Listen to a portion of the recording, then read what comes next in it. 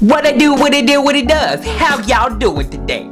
Today's story will be a continuation of talking about my friend David. Now, David was a young man that knew that God loved him very, very much. Look, knowing that God loves you is an untouchable kind of confidence. Look, I don't even care that this tree just fell on my tootsie. God still loves me. I don't care that I have hubba bubba gum stuck in my hair. God still loves me. I don't care that I have 6 toes on my right foot and 17 on my left. God still loves me. And David loved God, and he knew that God would always take care of him. Now that is what you call the diggity truth.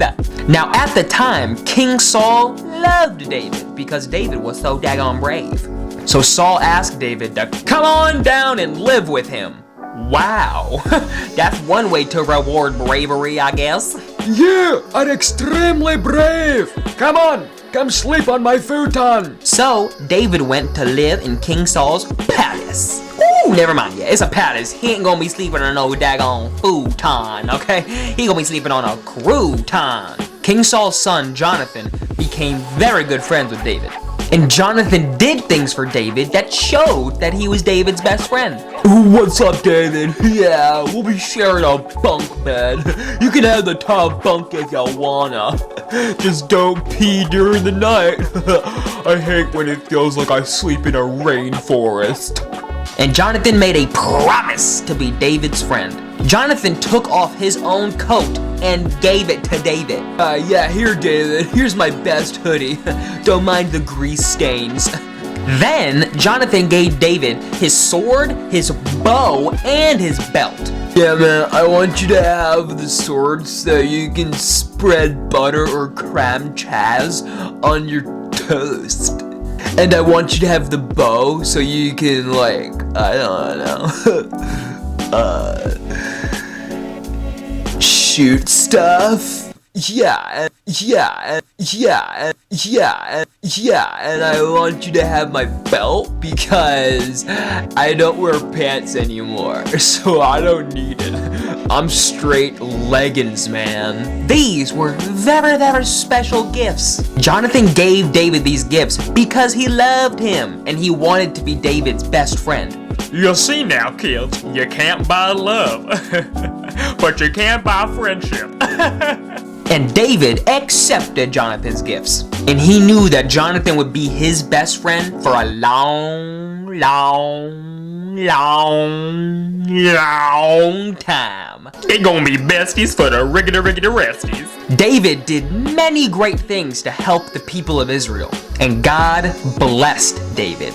And King Saul, slowly but surely, grew rather jealous of David's success.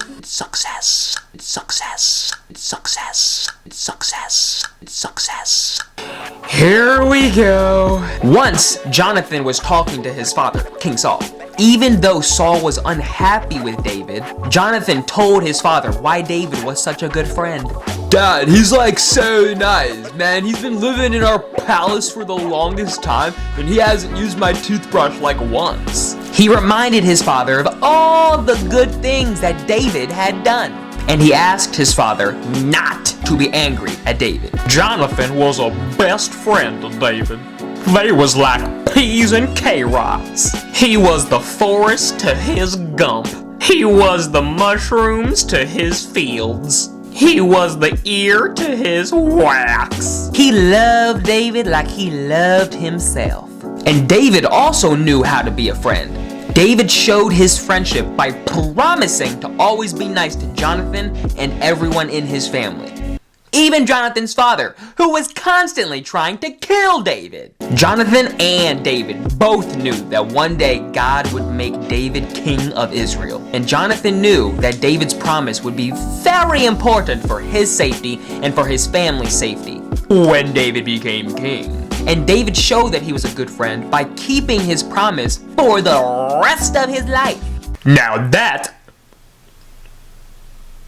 is not easy to do. Alright, children, I think that the message of this story is that sometimes God blesses us by putting special people in our lives. God understands that we need friendship and relationships. We can't do this thing called life alone. That's why we are constantly looking for companionship. Instead of getting an emotional support animal, get an emotional support human. Also known as friends. The people that God puts in our lives might not always be the people that we specifically want or specifically expect. But as God knows, they are always the ones that we need. God knows best. Trust in Him, and He will keep your path straight. Well, thank you for coming today. I hope that you enjoyed the story. And I pray that you understood the message. The message being that Sometimes in life, God blesses us with specific people to help us through the journey or through the battle that we are facing. You don't have to do it alone. I'm talking to you. You don't have to do it alone. God will be there, and He will also bless your life with people to help you along the way. Sweetie! See you next week, y'all. God bless you, and I love you.